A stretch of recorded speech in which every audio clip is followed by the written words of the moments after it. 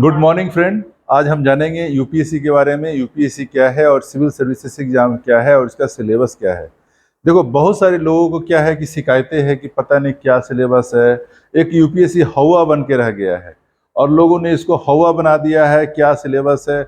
Syllabus इतना आसान है, इतना छोटा है और यूपीएससी ने इतना ही फैमिलियर बनाया है कि बस अगर सिलेबस को समझ जाए, कोई भी एक गांव ग्रामीण क्षेत्र का बंदा भी अगर सिलेबस को बढ़िया से समझ जाए तो तैयारी बहुत आसान हो जाएगा।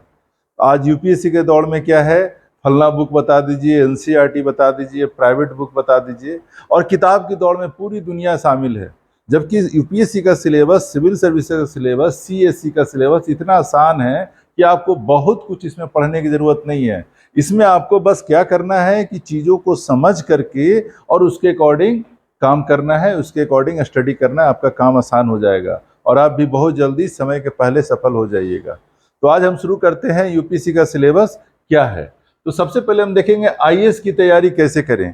आईएएस की तैयारी वो कर सकता है जो किसी भी यूनिवर्सिटी से सिंपल ग्रेजुएट हो।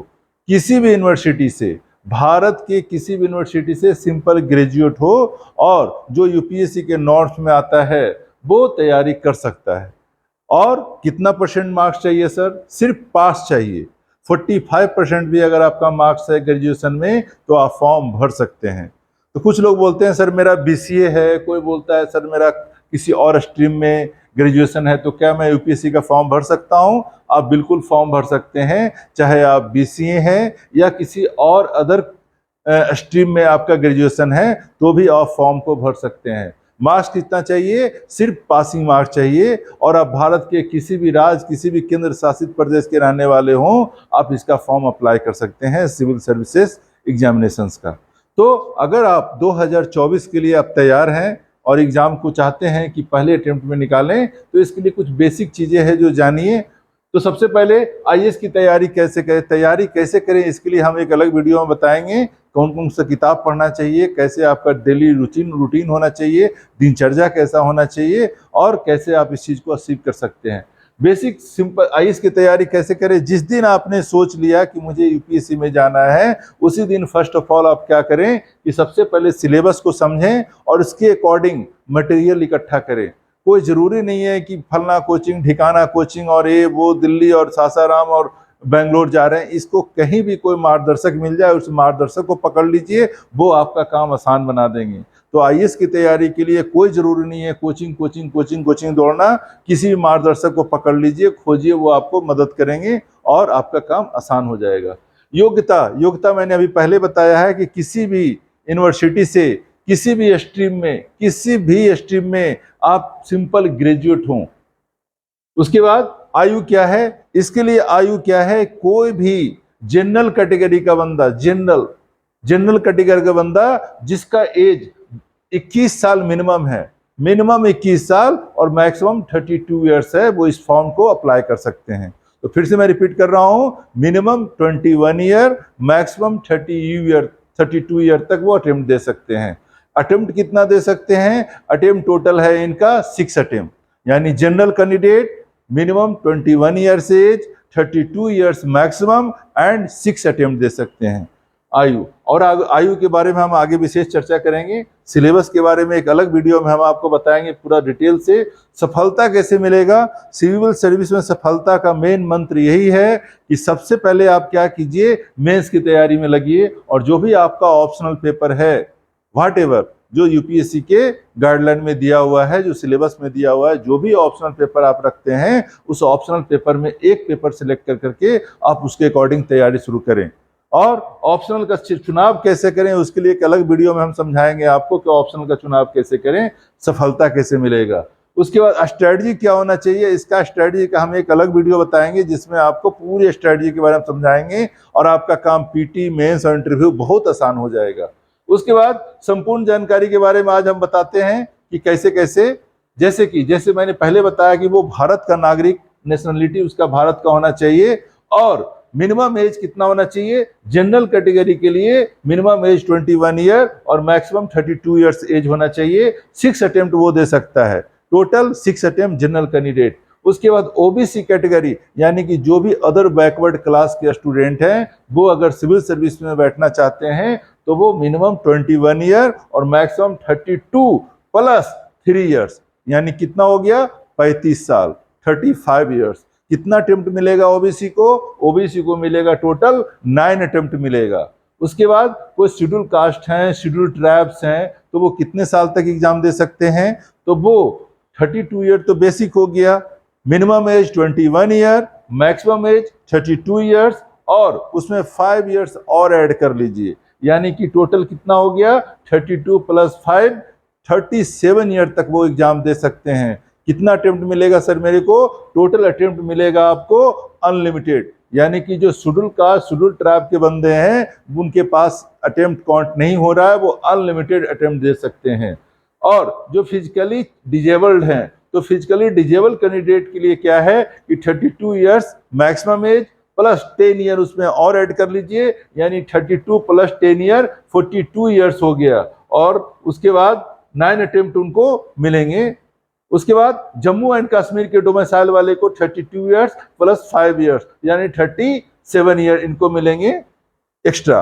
उसके बाद हम लोग चर्चा करेंगे जैसे कि अभी मैंने बताया आपको, जैसे ईडब्ल्यूएस है कोई कैंडिडेट इकोनॉमिक रूप से बैकवर्ड है लेकिन जनरल कैंडिडेट हैं तो उनके लिए कितना है? Minimum age 21 year, maximum age 32 years यानी कि जो जनरल कैंडिडेट का क्राइटेरिया है सेम क्राइटेरिया ईडब्ल्यूएस कैंडिडेट का भी है, मिनिमम 21 साल मैक्सिमम 32 साल। जो एससी हैं एसटी हैं उनके लिए 21 साल मिनिमम और मैक्सिमम 37 ईयर और जो ओबीसी कैंडिडेट हैं उनके लिए 21 साल से लेके 35 साल तक वो एग्जाम को अटेम्प्ट कर सकते हैं। उसके बाद जैसे मैंने अभी आपको बताया कि general candidate 32 6 attempt, OBC 35 age 9 attempt, SC ST 37 year of age and total attempt unlimited. तो इस तरह से ये बेसिक क्राइटेरिया है। उसके बाद व्हाट इज द एज और लिमिट ऑफ आईएएस एग्जामिनेशन? तो अभी मैंने बताया एज लिमिट क्या है, फिर से मैं रिपीट कर देता हूं। जनरल कैंडिडेट के लिए 21 साल मिनिमम एज होना चाहिए फॉर्म अप्लाई करने के लिए और मैक्सिमम होना चाहिए 32 years, attempt 6 attempt. OBC candidate है तो ओबीसी कैंडिडेट के लिए मिनिमम क्या होना चाहिए 21 ईयर, मैक्सिमम क्या होना चाहिए 21 से लेकर के उसमें 3 साल और रिजर्वेशन मिलता है ओबीसी कैंडिडेट को तो हो जाएगा 32 प्लस 3 35 ईयर्स।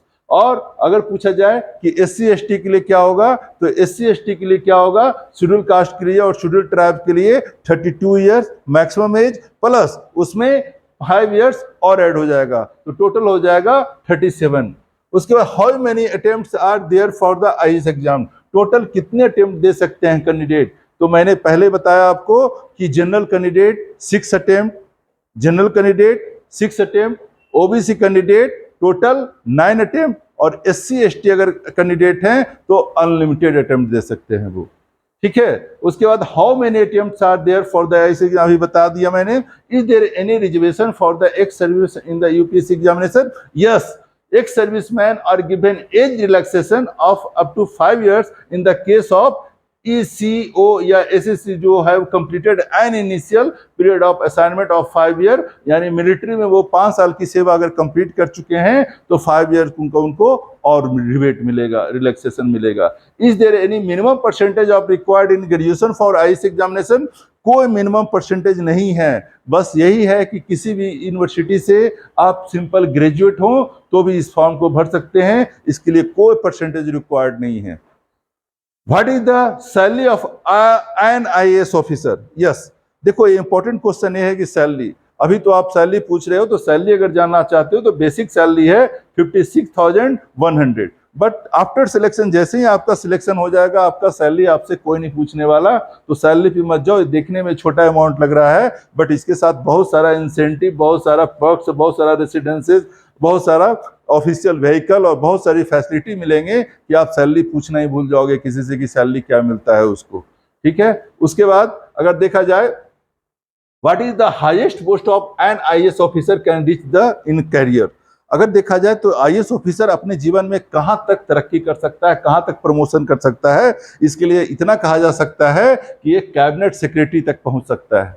यानी कि एक आईएएस ऑफिसर अगर चाहे तो अपने लाइफ में कैबिनेट सेक्रेटरी तक पहुंच सकता है प्रमोशन करके। Is there a lateral entry in the IAS examination? Yes, there is also opportunity available for lateral entry because कुछ कारणों से जिनके पास एक्सपीरियंस है प्राइवेट प्लेयर से यूपीएससी कुछ लोगों को शामिल करते हैं लैटरल एंट्री में, उनका असेसमेंट होता है और उसके बाद फिर उनको मौका मिलता है। What is the age limit for general category candidate? General candidate के लिए minimum 21 year, maximum 32 years, attempt 6 attempt.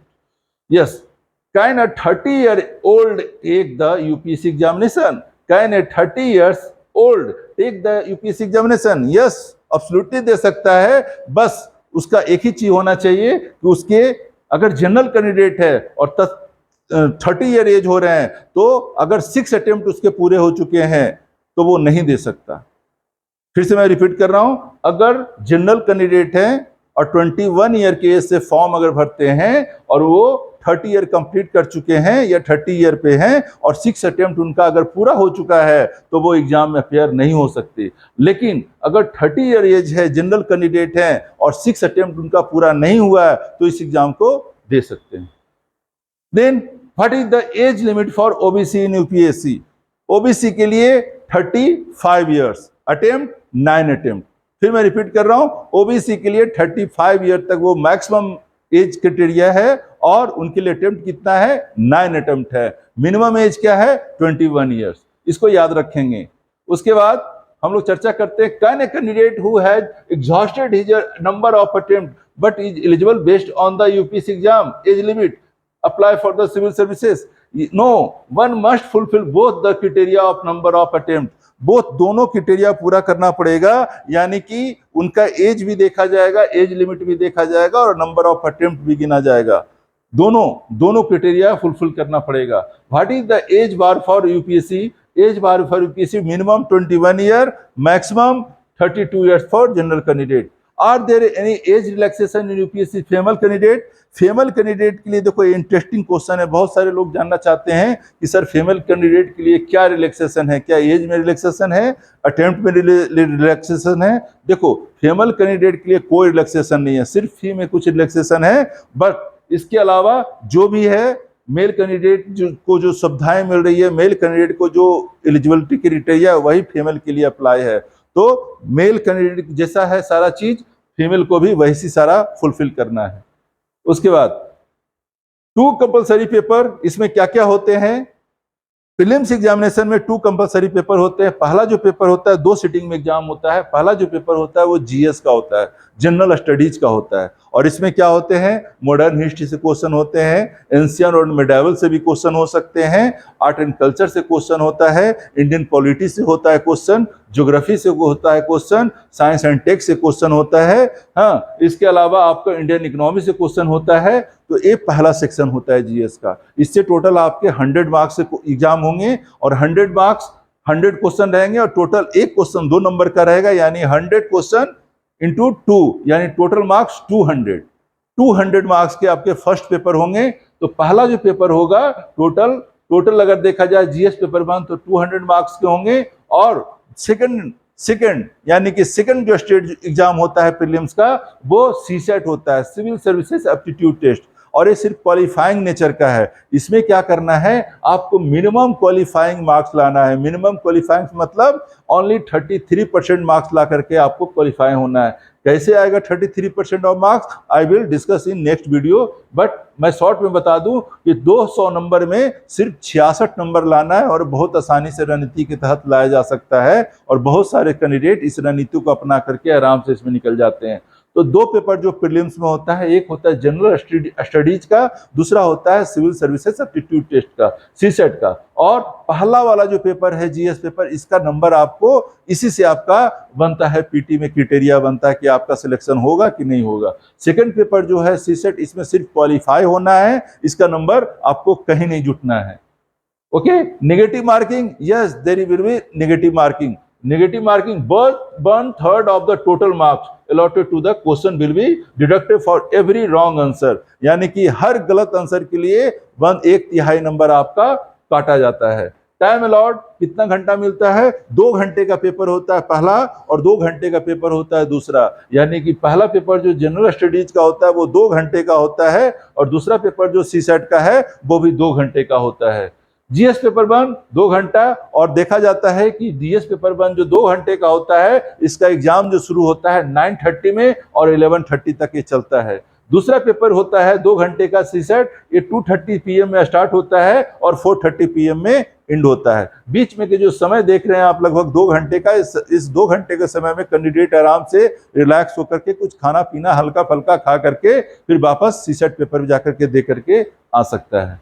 उसके बाद जैसा मैंने पहले बताया कि यूपीएससी सिलेबस में, प्रीलिम्स के सिलेबस में करंट इवेंट से क्वेश्चन होते हैं, नेशनल और इंटरनेशनल इंपॉर्टेंस से क्वेश्चन होते हैं, history of India and Indian national movement से क्वेश्चन होते हैं, इंडियन एंड वर्ल्ड ज्योग्राफी से क्वेश्चन होता है जिसमें physical, social, economic, geography of India and the world से क्वेश्चन होते हैं, इंडियन पॉलिटी एंड गवर्नेंस से क्वेश्चन होते हैं जिसमें constitution, political system, Panchayati Raj, public policy, right and issue से क्वेश्चंस होते हैं। इंडियन इकोनॉमी में अगर देखा जाए तो इकोनॉमिक एंड सोशल डेवलपमेंट से क्वेश्चन होते हैं जिसमें sustainable development, poverty, inclusion, demographic, social sector initiative से क्वेश्चन होते हैं। उसके बाद general issues on environment, ecology, biodiversity and climate changes से क्वेश्चन होते हैं। इसके अलावा जनरल साइंस से भी क्वेश्चन होते हैं, जो देखा जाए तो बेसिकली क्लास 12 का जो बायो वाले पार्ट है वो सबसे क्वेश्चन होते हैं। और अब तो जनरल साइंस से क्वेश्चन बहुत ही कम हो गए हैं, अब टेक्नोलॉजी बेस्ड क्वेश्चन हो गए हैं। जो भी क्वेश्चन ऐसा जनरल साइंस का है जो टेक्नोलॉजी से रिलेटेड है और न्यूज़पेपर में बहुत चर्चा में है तो उससे डायरेक्ट क्वेश्चन आ जा रहे हैं। उसके बाद अगर देखा जाए तो मुख्य परीक्षा जो होता है, मुख्य परीक्षा की अगर बात करें तो मुख्य परीक्षा टोटल होता है, जो ये ऑप्शनल अगर देंगे तो ऑप्शनल जोड़ करके 1750 नंबर का एग्जाम होता है मुख्य परीक्षा। तो कैसे कैसे है वो देख लीजिए। तो मुख्य परीक्षा में पहला जो पेपर होता है वो एस्से पेपर होता है, can be written in the medium of the candidate choice, और ये आप किसी भी भाषा में लिख सकते हैं और ये 250 नंबर का होता है। यानी कि एस्से पेपर अपने आप में एक बहुत बड़ी भूमिका निभाता है यूपीएससी के मेंस सिविल सर्विसेज के मेंस एग्जामिनेशन में। तो एस्से पेपर 250 मार्क्स के होते हैं। उसके बाद जो पेपर होता है वो जनरल स्टडीज का 1 पेपर होता है, और जनरल स्टडीज का 1 पेपर में पूछा जाता है Indian heritage and culture, modern history, geography, world and society, Indian society से क्वेश्चन होते हैं, और ये भी 250 मार्क्स के होते हैं। उसके बाद जो पेपर होता है अगला जीएस का पेपर, जो जीएस पेपर 2 होता है, वो देखा जाए तो Indian polity, governance, constitution, polity, social justice and international relation से क्वेश्चन होते हैं, भी 250 मार्क्स के होते हैं। उसके बाद जीएस का जो तीसरा पेपर होता है वो उसमें technology, economic development, biodiversity, security, internal security, disaster management से क्वेश्चन होते हैं, और ये भी 250 मार्क्स के होते हैं। और जीएस पेपर 4 जो कि बहुत ही इंपॉर्टेंट है, बहुत ही महत्वपूर्ण है, जिसको हम लोग बोलते हैं एथिक्स का paper, ethics, integrity and aptitude, ये भी 250 मार्क्स के होते हैं, जिसमें एथिक्स, इंटीग्रिटी एंड एप्टीट्यूड, इसमें 2 सेक्शन में क्वेश्चन होते हैं। पहला जो होता है थ्योरी बेस होता है, दूसरा जो होता है वो केस स्टडी बेस होता है।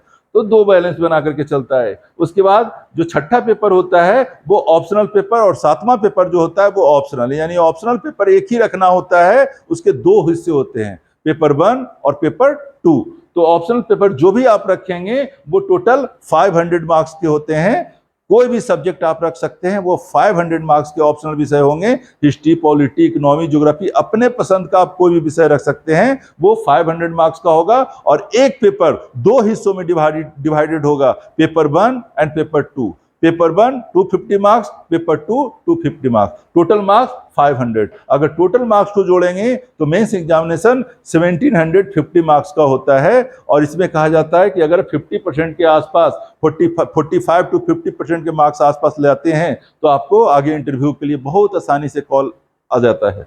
उसके बाद अगर हम देखें कि पर्सनालिटी सिलेक्शन मुख्य परीक्षा, यानी 1750 प्राप्त अंक का पर्सनालिटी टेस्ट, यानी कि पर्सनालिटी टेस्ट जैसे ही आप मुख्य परीक्षा में सिलेक्शन हो जाता है और आपको इंटरव्यू के लिए यानी पर्सनालिटी टेस्ट के लिए कॉल आता है, तो पर्सनालिटी टेस्ट होता है टोटल 275 मार्क्स का, टोटल 275 मार्क्स का। और मेंस का मार्क्स यानी कि 1750 और पर्सनालिटी टेस्ट का मार्क्स 275, दोनों जोड़ करके 2025 मार्क्स पे आपका मेरिट लिस्ट बनता है। और जैसे ही मेरिट लिस्ट बनता है तो देखा जाता है कि 45% से ऊपर वाले का भी सिलेक्शन हो जाता है, जबकि यूनिवर्सिटी में देखें तो 45% पे थर्ड डिवीजन ही आता है। लेकिन इस एग्जामिनेशन में 45% प्लस भी अगर मार्क्स ले आए तो हो सकता है वो टॉप 200 में आ जाए।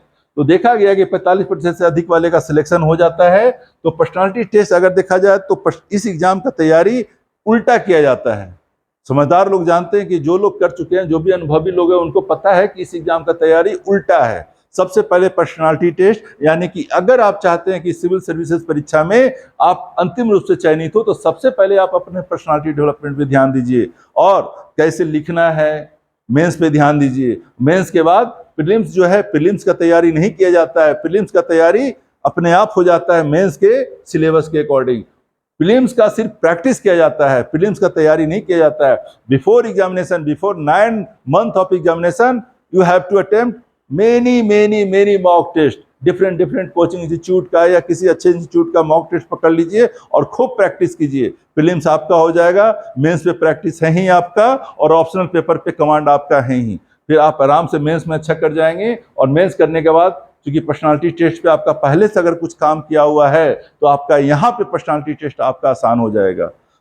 अगर आप चाहते हैं कि आप भी कुछ नहीं जानते हैं और बेसिक से सिविल सर्विस की तैयारी करना चाहते हैं और आप भी चाहते हैं कि एक ऐसा मार्गदर्शक मिले जो आपको हाथ पकड़ के एक एक चीज को समझाए, एक एक चीज को बताए, तो आप, ये मोबाइल नंबर है 8809198880। फिर से मैं बोल देता हूं 8809198880। इस पे आप कॉल करें और IAS मंत्रा को कांटेक्ट करें। यहाँ पे आपको वो सारी सुविधाएं मिलेगी जो आपको दिल्ली में मिलती है, जो प्रयागराज में मिलती है। और यहाँ पे सारे मार्गदर्शक आपको प्री, मेंस और इंटरव्यू की तैयारी, पर्सनालिटी टेस्ट डेवलपमेंट में सारी चीजों में आपको मदद करेंगे। तो आप एक बार संपर्क कर सकते हैं 8809198880। ये पटना IAS मंत्रा कंकड़बाग में है और पिछले 9 वर्षों से अभी तक 1800 एडमिशन हुए हैं, जिसमें मोर देन 1088 स्टूडेंट अभी तक different department, different government bodies में आज एम्प्लॉयड हैं। तो आप भी इस मौके का लाभ लीजिए और अच्छे मार्गदर्शक से जुड़िए और जब अपना तैयारी को मार्गदर्शन दीजिए और अच्छी गति दीजिए।